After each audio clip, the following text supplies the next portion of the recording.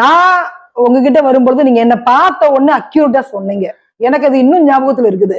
எனக்கும் சொன்னீங்க, என்னுடைய பாப்பாக்கும் நீங்க சொன்னீங்களே என்னென்ன என்னோட வாழ்க்கையில நடக்க போகுதுன்னு சொன்னீங்க. கடந்து வந்த வாழ்க்கை, இப்போ உள்ள வாழ்க்கை, எதிர்காலம் சொன்னீங்க. எப்படி ஒரு பர்சனை பார்த்த உடனே நீங்க சொல்றீங்க? ரொம்ப சுலபம். அதாவது ஒவ்வொரு மனிதனுக்கும் ஒரு கிரகத்தின் ஆதிபத்தியம் இருக்குதுன்னு சொல்றேன். இப்ப நான் எடுத்த உடனே ஆன்மீகத்துக்கு வருவேன்னு தெரியாது. நான் பிறந்ததுல இருந்தே இப்போ வரைக்கும் ஒரு 4 கோயில் கட்டியிருக்கேன் அப்படின்னா இப்போ. இதுக்கு முன்னாடி கஷ்டப்பட்ட காலங்கள் இருக்கு. ஒருத்தங்களை நான் பார்த்த உடனே குறி சொல்றது, சாமி ஆடுறது, இது எல்லாமே என்ன காரணம்னு இயற்கை ரீதியா, அறிவியல் ரீதியா கண்மூடித்தனமா இறைவனை கள்ள கண்டா நாயக்கானும், நாயக்கண்டா கள்ளக்கான் அப்படின்னா, கல்லா பார்த்தா நாயகன் தெரிய மாட்டான். நாயகனா பார்த்தீங்கன்னா கல்லு தெரியும். நீங்க நாயகனா பார்க்கணும். அந்த கல்லுக்கு இது என்ன வெறும் கல்லு தானே? எல்லாமே கல்லுதான், எல்லாமே மண்ணுதான். இந்த மண்ணுல இருந்தா நாம உருவாகிருக்கோம். போறது மண்ணுக்குள்ளதான். அதனால கல்லு மண்ணுன்னு பிரிச்சு பேசாம, அதுக்குனாலதான் உயிரோட வந்தோம். இந்த மண்ணுக்கு உயிர் இருக்குன்னா இந்த மண்ணுக்கு பேர் தான் தாய் மண், தாய் மடி. அப்ப அந்த தாய் மடியிலையும் தாய் மண்ணுல தான் நாம வாழ்றோம். அந்த தாய் மண்ணுக்காக தான் இன்னைக்கு இந்த நாடே தன்னுடைய எல்லையை பாதுகாத்துக்கு. அப்போ கல்லு மண்ணுன்னு பேசாம அதற்கு உயிர் கொடுத்து உருவமா வணங்குற நாம எவ்வளவோ மேல். அதாவது ஒருத்தங்களை பார்த்த உடனே சொல்றேன் அப்படின்னா, அவங்களுடைய பேருக்கு இப்போ கிருஷ்ணன்னு பேர் வச்சா புதன்னு சொல்லுவோம். சூரியனுக்கு ஆதவா, மாதவா அப்படின்னா உங்களுக்கு பெருமாளுக்கு பேர். பெருமாள் பேர். அப்போ இந்த பேருக்கான கிரகம் அப்படின்னா அந்த கிரகத்தினுடைய தன்மை. அப்போ அவங்களுடைய பேரு. இந்த கிரகத்தினுடைய ஆதிபத்தியம் இருக்கிறவங்க அப்படின்னா இந்த நட்சத்திரத்துல பிறந்தவங்க இந்த உருவ அமைப்பிலையும் இந்த குறைபாடுகளையும் பார்க்கும்போது தெரியும். இப்போ ஒருத்தங்களுக்கு சுருள் முடி இருக்குன்னா சனியினுடைய புதனுடைய ஆதிபத்தியம் இருக்கும். கொஞ்சம் பெரிய ஃபேமிலியா இருக்கும். யாருக்கு என்ன ஆதிபத்தியம்ங்கிறது பார்த்த உடனே ஒரு விஷயத்த நாம கனெக்ட் பண்றோம். இப்போ சொல்லுவாங்கல்ல, ஒரு பாடலை பாடக்கூடியவங்க இயற்கையை கணிச்ச உடனே பாடல் வரிகளை எழுதுறாங்க. கவிதை எழுதுறவங்க நிலாவை பார்த்த உடனே கவிதை எழுதுறாங்க. இப்படி ஒவ்வொருத்தங்களுக்கும் ஒரு தனித்துவமான திறமைகள் இருக்கு இல்லையா? அதே மாதிரி என்னுடைய தனித்துவம் என்ன அப்படின்னா, உங்களை எங்க கொண்டு போய் சேர்க்கணுங்கிறதுக்காக இந்த இயற்கை வடிவமைத்த பல பொம்மைகளில் நான் ஒரு பொம்மை. இந்த பொம்மையை இயற்கை இயக்குது, அது என்னுள் எண்ணமா இயங்குது. அந்த எண்ணம் உங்களை நான் பேசும்போது தெரியாது. இத பல கோடி மக்கள் என்ன தேடி வரப்போறதில்லை. யாருக்கு பயன் அடையணும்னு இருக்கும் அவங்க. அப்போ தன்னுடைய பூர்வீகத்துக்கு மட்டும்தான் நான் அனுப்புவேன்னு அவங்களுக்கு நல்லா தெரியும். ஏன்னா அந்த சாமி ஆடுற குடும்பம் கஷ்டப்படும் நிறைய பேர் நிறைய இடத்துல பார்த்து சொல்லுவாங்க. ஆனா இறைவனை இறைவனா பார்த்தா கஷ்டப்பட மாட்டான். ஏன்னா உங்களுக்கு சாமி ஆடுறான் அப்படின்னு சொன்னா கவலைப்படாத, நான் பாத்துக்கிறேன். இப்போ உங்க பெண் குழந்தை இருக்கு, உங்க பெண் குழந்தைக்கு ஒரு கல்யாணம் நான் பண்ணி வைக்கிறேன், உங்க அம்மாவை விட்டுடுன்னு சொன்னா உங்களுக்கு யார் மேல கோவம் வரும்? என் மேல கோவம் வரும். கண்டிப்பா வரும். உங்க பொண்ணு ஒரு தப்பு பண்ணிடுச்சு, நான் அடிக்க போறேன், உங்களுக்கு கோவம் யார் மேல? பாப்பா மேல வரும். என் மேலதான் வரும். ஏன்னா உங்கள் பிள்ளையை நீங்கள் தண்டிக்க விரும்புவீர்களே தவிர என்னை தண்டிக்க விட மாட்டீங்க. அதே மாதிரி என்கிட்ட வர்றவங்களுக்கு நான் காப்பாத்துறேன், என் தெய்வம் காப்பாற்றும், என் தெய்வம் உனக்கு துணையாக நிற்கும், அதுபோல் நான் உனக்கு வழி காண்பிக்கிறேன், உன் பூர்வீகம் என்கிற தெய்வத்தை வணங்கு. அப்போ என்ன ஆயிடுதுன்னா, உங்க குழந்தைய நான் கூட்டிட்டு வந்து தொலைஞ்சு போச்சு, நான் கூட்டிட்டு வந்து உங்ககிட்ட சேர்க்கிறேன். நீங்க என்ன சொல்லுவீங்க? அப்பா எங்கே இருந்த பிள்ளை நீங்க கூட்டு வந்துட்டீங்க, நான் நல்லது கெட்டது பண்றேன்னா கோபமா இருக்கிற நீங்க உரியவர்களிடம் உரிய பொருளை சேர்க்கும் போது என் மீது நிறைய நம்பிக்கையும் அதீத ஒரு தன்னம்பிக்கையும் நல்ல மனிதன்கிற எனக்கும் ஒரு உதவியும் வந்துடுது. இத மாதிரி ஒருத்தங்களை பார்க்குற இந்த கிரகத்துல இருக்கிறவங்களுக்கு இந்த நெகட்டிவ் இருக்கும். அப்போ நீ எந்த இடத்த நீ விட்டுட்ட, உன் பூர்வீகத்தில் என்ன குறை, உன் குலதெய்வத்தில் வழி குறையா இல்ல தாய் வழி தெய்வத்திடம்? தாய் வழியும் தந்தை வழியும் உடலும் உயிரும் சேர்ந்துதான் உருவம். அப்போ எந்த வழி தெய்வத்தை நீ வணங்குனா உன் பிரச்சனை தீரும். உனக்கு என்ன கிரகத்தின் ஆதிபத்தியம் இருக்கு, உனக்கு என்ன பேர் இருக்கு, உங்க பேர் ஈஸ்வரி, வெள்ளை ஈஸ்வரி. அப்போ உங்களுடைய லக்னம் என்னவா நீங்க பார்த்துக்கிட்டு இருக்கீங்க, என்ன ராசியா பார்த்துக்கிட்டு இருக்கீங்கன்னா அந்த வெள்ளை ஈஸ்வரிக்கு தகுந்த மாதிரி வெள்ளைக்கு சந்திரன் வரும், சுக்கிரன் வரும். அப்போ அதுக்கு தகுந்த சந்திரனும் சுக்கிரனும். அப்போ சுக்கிரன் அப்படின்னு சொன்னா நம்ம வாழ்க்கையில நிறைய விஷயங்கள் உங்க குடும்பத்துல இருக்கு. அப்ப இதெல்லாம் கணக்கு பண்ணி சொல்றதுதான். எனக்கு இது பழகிடுச்சு. எனக்கு குரு அப்படின்னு யாரும் கிடையாதுன்னு சொல்ல மாட்டேன். இயற்கை என் குரு, நான் வணங்கும் இறைவன் என் மூல குரு, என் தாய் தந்தை அதை உருவாக்கியதுனால 3வது குரு. அப்போ எனக்கு குரு அப்படின்னா நான் வணங்கக்கூடிய அம்பாள். வீட்டுல அதனாலதான் தெய்வம் அம்பாள் வச்சு வழிபட்டுட்டு இருக்கேன், பெருமாளை வச்சு வழிபட்டுட்டு இருக்கேன். நான் எனக்கு காட்சி கொடுக்குற எல்லா விஷயத்தையும் நம்புவேன். இப்போ முன்னோர்களுக்கு திதி தர்ப்பணம்னு கொடுப்பாங்க, பார்த்திருப்பீங்க, கேள்விப்பட்டிருப்பீங்க. நான் பழைய இப்போ பண்ணிட்டு தானே இருக்காங்க. அமாவாசைக்கு கொண்டு போய் திதி தர்ப்பணம் கொடுக்கறதுக்கு பதிலா இறைவனடி சேர்ந்தார். இப்போ என் கனவுல எங்க தாத்தா வர்றாரு அப்படின்னா, எங்க தாத்தா எங்க இருப்பாருன்னா, அவர் எதை இறைவனா நம்பினாரோ, நட்டகல்லும் பேசுமோ நாதன் உள்ளிருக்கையில் அப்படின்னா, நான் அதை இறைவனா பார்க்கும்போது இறைவனடி சேர்ந்தார் அப்படின்னா, என் தாத்தா உடல் அழிந்ததனால் உண்மையான இறைவனிடம் சேர்றார்.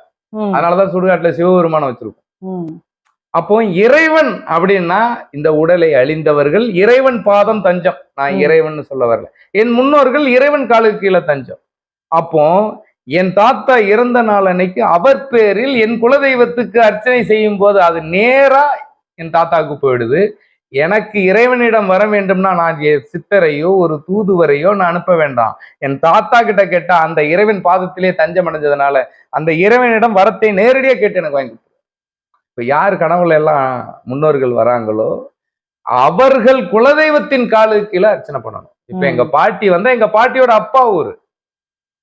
இப்போ எங்க அம்மான்னு எடுத்துட்டீங்கன்னா எங்க அம்மாவுடைய அப்பா ஊரு. என் மனைவினா மனைவியினுடைய அப்பா ஊர்.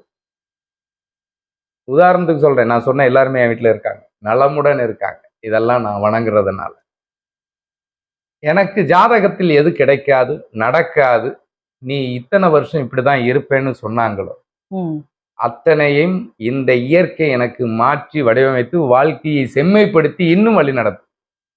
அதனால எனக்கு இந்த ஜோதிடம் தலைவிதியை மாற்ற முடியாது, நீ பரிகாரம் பண்ணிதான் ஆகணும். பரிகாரம் பண்றவங்க குடும்பத்துல பிரச்சனை இல்லைன்னா பரவாயில்ல, தன் வினை தன்னை சுடும். நீ தன் பிரச்சனையை சரி பண்ணாத உன்னால பிறரினுடைய பிரச்சனைக்கு வழிதான் காட்ட முடியுமே தவிர, பெரிய பெரிய மகான்கள் சித்தர்கள் மக்களுக்கு இந்த பிரச்சனையை தீர்க்கிறேன்னு சொல்லலை. இந்த பிரச்சனை தீர்றதுக்கு நீ இந்த இடத்துக்கு போ, அங்க போ, இங்க போன்னு தான் சொல்லியிருக்கேன். வழி காட்டுதலை செம்மைப்படுத்தும். பெரிய பெரிய ஞானிகள் ரிஷிகள்ல பார்த்தாலே நன்மை இருக்குன்னா, முன்னோர்களினுடைய வணங்கின தெய்வத்தின் மண்ணை மிதிக்கும் போது அந்த மண்ணு உங்களுக்கா. மண்ணுக்கு உயிர் இருக்குன்னு சொன்னேனே, நட்டகல்லும் பேசும். இறைவனாய் மனம், நீங்க ஒரு கோயில்ல போயிட்டு ஐயா எனக்கு இது வேணும் அது வேணும் கத்தி கேட்க போறது, மானசீகமா தான் பேசுறீங்க. அதே மாதிரி உங்களுக்கு என்ன ஆசை இருக்கோ அதை கடவுள்கிட்ட மனசுலதான் கேட்குறீங்க. அதே மாதிரி உங்களுக்கு என்ன தேவை இருக்கோ அதை மனசு. அப்போ நீங்க ஒரு கிரகத்தின் ஆதிபத்தியத்துல பிறந்திருக்கீங்க, இதனால் இயங்குது அப்படின்னா நீங்க என்னவா ஆகணுங்கிறது உங்களுடைய எண்ணத்துல செயல்பட்டு அந்த செயல்பாடு. ஒரு பொண்ணை நான் அம்மாவா பாக்குறேன், சித்தியா பாக்குறேன், அக்காவா பாக்குறேன், பெரியம்மாவை பாக்குறேன், அப்பாவா பாக்குறேன், ஒரு ஆணை தாத்தாவா பாக்குறேன், பெரியப்பாவை பாக்குறேன். என்னவா பாக்குறனோ அதே மாதிரி நான் என்ன வேலை செய்யணும், நான் என்னவோ இவங்களுக்கு சொல்லணும் அப்படிங்கிற எண்ணம் எனக்கு வரும்போது, அந்த எண்ணம் செயலா மாறும்போது நான் இந்த உலகத்துக்கு யாருன்னு தெரியுறேன். அப்போ நான் நல்லது செஞ்சா என்னை நல்வழிப்படுத்தும் போது நான் நல்லவனா தெரியுறேன். கெட்டது செஞ்சா அப்ப சொல்லலாம் கெட்டது செஞ்சுட்டு இருந்தாப்பா இப்ப நல்லவனா மாறிட்டான். அப்போ தன்னுடைய எண்ண அலைகள் தான் உன்னை யார் என்று காட்டுது. உன்னுடைய எண்ணம் தான் உன்னுடைய இயக்கம். அப்போ செயல் ஒன்றே வாழ்க்கையை மாற்றும். அப்போ நல்லதை செய், நல்லதே நடக்கும் அப்படின்னு ஏன் சொல்றாங்க? இப்படி எல்லாத்தையும் அனுபவபூர்வமா சொல்ற மாதிரி உங்களை பார்த்த உடனே எனக்கு நல்லது கெட்டதுங்கிறது ரொம்ப ஈஸியா வந்துடும். இந்த உருவத்துக்கு பெயர் சொன்னா, நம்பர் சொன்னா, ஒவ்வொரு நம்பத்துக்கும் கிரகம் தான். 1ஆம் நம்பர் சூரியன், 2ஆம் நம்பர் சந்திரன், 3ஆம் நம்பர் குரு, 4ஆம் நம்பர் ராகு, 5ஆம் நம்பர் புதன், 6ஆம் நம்பர் சுக்கிரன், 7ஆம் நம்பர் கேது, 8ஆம் நம்பர் சனி, 9ஆம் நம்பர் செவ்வாய். இதுல 10ஆம் நம்பர் சொன்னா அவங்க கிட்ட கொஞ்சம் பார்த்து பக்குவமா நடந்துக்கணும்னு நினைக்கிறேன். அதுவும் ஒண்ணுதான் ஆதிபத்தியம். ஏன்னா 0-1 அவர்கள் ஆரம்பத்துக்கு வந்துட்டாங்க, இவர்கள் நம்மளை சோதிப்பாங்க.